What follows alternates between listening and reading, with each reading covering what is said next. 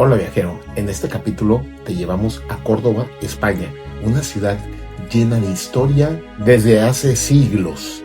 Te vas a quedar impactado de todo lo que nos va a enseñar esta bella ciudad. Para entender la locura que es Córdoba, hay que viajar más de 2000 años atrás, antes de los arcos árabes y los reyes católicos. Esto era territorio de Julio César y el Imperio Romano. No era un pueblito cualquiera, era la capital de la provincia bética. Toda la riqueza de España, el aceite de oliva y los metales pasaban exactamente por esta ciudad en donde estamos ahora mismo. Pero Roma cayó, llegaron los visigodos y lo que pasó después convirtió a esta ciudad en el ombligo del mundo. Bueno, antes de que Roma cayera, aquí era algo así como la zona VIP del Imperio de Hispania. Aquí vivían los intelectuales, los políticos pesados y los millonarios de la época. De hecho, de aquí salió Séneca, uno de los filósofos más famosos de la historia. Era una ciudad de lujo puro.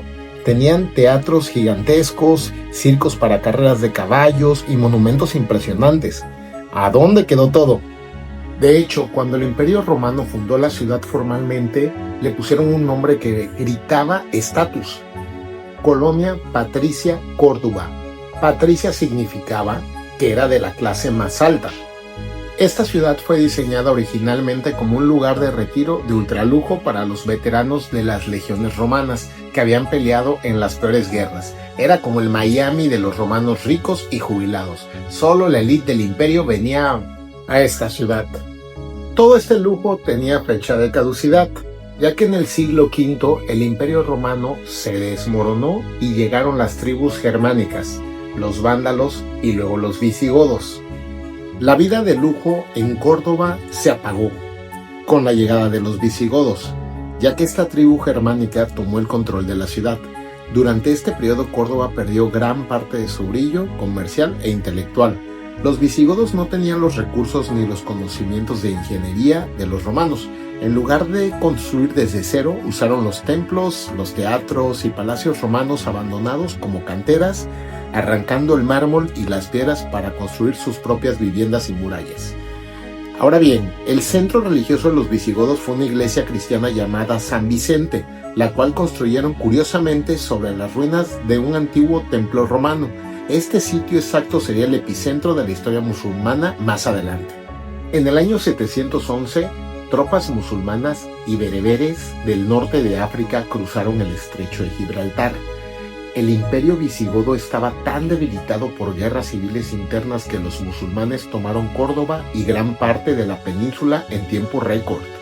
En el año 756 llegó a la península un joven llamado Abderramán I.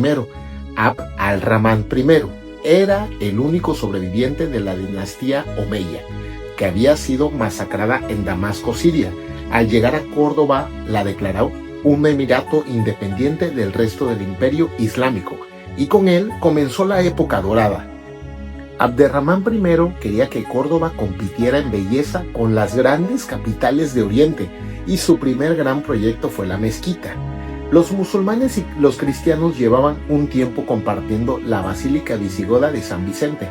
Abderramán I decidió comprarle a los cristianos su parte del templo, lo demolió y sobre ese mismo suelo comenzó a construir la gran mezquita en el año 785. Para levantar la mezquita rápido, los arquitectos árabes saquearon las ruinas romanas y visigodas que quedaban en la ciudad. Arrancaron cientos de columnas y capiteles de mármol y jaspe para usarlos en el interior.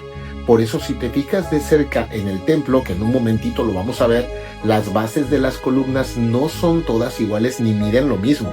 Como las columnas romanas eran muy cortas para la altura que querían darle al techo de la mezquita, los arquitectos inventaron un famoso sistema de doble arco, uno de herradura abajo y uno de medio punto arriba. Intercalaron ladrillo rojo y piedra blanca, un diseño inspirado en los acueductos romanos, que además de ser hermoso le daba flexibilidad a la estructura en caso de terremotos. En el año 929, Abderramán III subió el estatus de la ciudad y proclamó el califato de Córdoba, rompiendo definitivamente cualquier lazo religioso o político con Oriente. Córdoba alcanzó su pico máximo de grandeza. Mientras París o Londres eran pequeños asentamientos embarrados y oscuros en plena Edad Media, Córdoba llegó a tener entre 100.000 y 500.000 habitantes. Las estimaciones varían, pero era colosal. Tenían calles pavimentadas, cientos de baños públicos, una red de alcantarillado eficiente y alumbrado público nocturno. El califa Al-Hakam II, hijo de Abderramán III, construyó una biblioteca que albergaba más de 400.000 volúmenes. Monjes cristianos de toda Europa viajaban a la Córdoba islámica en secreto para estudiar matemáticas, medicina, astronomía y filosofía antigua, ya que los árabes habían traducido y preservado los textos de los pensadores griegos que el resto de Europa había perdido. En el pico de su poder, el califa Abderramán III decidió que Córdoba ya no era suficiente para demostrar su grandeza y mandó a construir a las afueras de Córdoba una ciudad entera desde cero llamada Medina Azahara. Era un complejo palaciego brutal, lleno de mármol, piscinas de mercurio para reflejar el sol y jardines exóticos. Era el centro de operaciones del gobierno. A pesar de todo el oro y esfuerzo, Medina Azahara tuvo una vida cortísima. Menos de 80 años después de su construcción, el califato de Córdoba entró en una violenta guerra civil, conocida como la Fitna. Los bereberes saquearon la ciudad palatina, la incendiaron y la redujeron a escombros. Hoy es un sitio arqueológico impresionante. Con el califato destruido en el año 1031, Al-Ándalus se fragmentó en pequeños reinos independientes llamados taifas. Córdoba perdió su poder político frente a ciudades como Sevilla o Granada. Aunque ya no era la capital del imperio, siguió siendo una potencia intelectual. En el siglo XII, durante la dominación de imperios más radicales del norte de África, almorávides y almohades, nacieron en Córdoba dos de las mentes más brillantes de la historia. Por un lado, el musulmán Averroes, que revolucionó Europa al reintroducir las obras de Aristóteles, y al mismo tiempo Maimónides, que era judío, filósofo y médico personal de líderes en Egipto. Se convirtió en una de las figuras más importantes del judaísmo rabínico. Ambos demuestran por qué Córdoba es llamada la ciudad de las tres culturas. El avance de los reinos cristianos del norte de España era imparable. En junio de 1236, las tropas del rey Fernando III de Castilla entraron a Córdoba. La ciudad estaba debilitada y la conquista fue relativamente rápida. Lo primero que hicieron los cristianos no fue destruir la gran mezquita. Se dieron cuenta de que era una obra maestra de la arquitectura. En lugar de derribarla, simplemente taparon los elementos islámicos, instalaron un altar temporal, la consagraron y la empezaron a usar como su iglesia principal.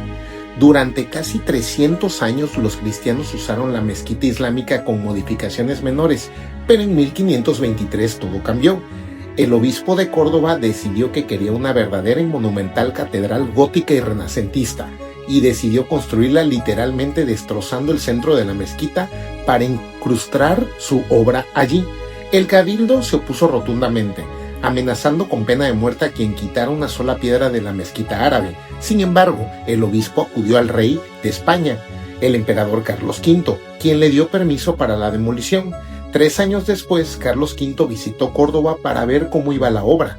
Al entrar y ver cómo habían roto el bosque de columnas, original para meter una catedral común, se arrepintió y soltó una de las frases más famosas de la historia de España: habéis destruido lo que era único en el mundo para construir lo que se puede ver en cualquier parte. El otro gran monumento de la ciudad es el Alcázar, una fortaleza junto al río que fue el centro del poder cristiano. A finales del siglo XV, los reyes católicos Isabel y Fernando se instalaron aquí durante casi 8 años. Usaron Córdoba como su cuartel general militar para planear la guerra y la conquista final de Granada. Fue exactamente en este Alcázar de Córdoba donde un navegante genovés llamado Cristóbal Colón se reunió por primera vez con los reyes católicos en 1486 para pedirles dinero y barcos para su loca idea de viajar a las Indias cruzando el océano. Después de la conquista de América y de Granada, el Alcázar se convirtió en la sede de la temida Inquisición española. Durante 300 años, sus calabozos y patios fueron escenario de torturas e interrogatorios. Fíjate que hay un dato brutal entre cómo vivía la gente en Córdoba durante la época árabe y cómo vivían en el resto de Europa. Mientras en París o Londres de la Edad Media la gente literalmente tiraba sus desechos por la ventana y bañarse era visto como algo peligroso para la salud. De hecho, los reyes europeos se bañaban 1 o 2 veces al año. En Córdoba el agua era sagrada. El Islam exige limpieza total antes de rezar.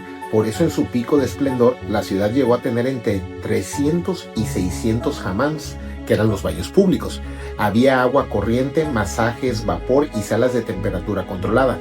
Era una sociedad obsesionada con la limpieza, el perfume y el cuidado personal, rodeada de un continente europeo que vivía de una manera muy distinta. Ahora te voy a contar una historia que me llamó mucho la atención. A finales del siglo X, el líder militar de Córdoba, un tipo temible llamado Almanzor, decidió darle el golpe más doloroso a los cristianos. En el año 997, el dictador militar de Córdoba, Almanzor, arrasó con la ciudad más sagrada de los cristianos, Santiago de Compostela. Destruyó todo, menos la tumba del apóstol. Pero para humillarlos, se robó las gigantescas campanas de la iglesia y obligó a cientos de prisioneros cristianos a cargarlas en la espalda, caminando casi 1000 kilómetros hasta Córdoba para fundirlas y usarlas como lámparas en la mezquita. Pero el karma histórico es brutal. 239 años después, cuando el rey cristiano Fernando III reconquistó Córdoba, que adivina qué pasó, encontró las campanas, las bajó de la mezquita y obligó a prisioneros musulmanes a cargarlas en la espalda, de regreso caminando los 1000 kilómetros hasta Santiago, una venganza poética de más de 2 siglos de espera. Todo el mundo asume que España solo fue de romanos, árabes y cristianos, pero hay un dato súper oscuro que casi nadie cuenta y que rompe todas las expectativas. Los vikingos no solo atacaban Inglaterra o Francia, en el año 844 llegaron a España buscando los tesoros del Islam. Cuando caminas por aquí, piensas en romanos y reyes católicos, pero nadie te habla del año 844, porque hasta los vikingos estuvieron en este lugar. Y pues bueno, esperemos que te haya gustado este viaje. ¡Ánimo, viajero!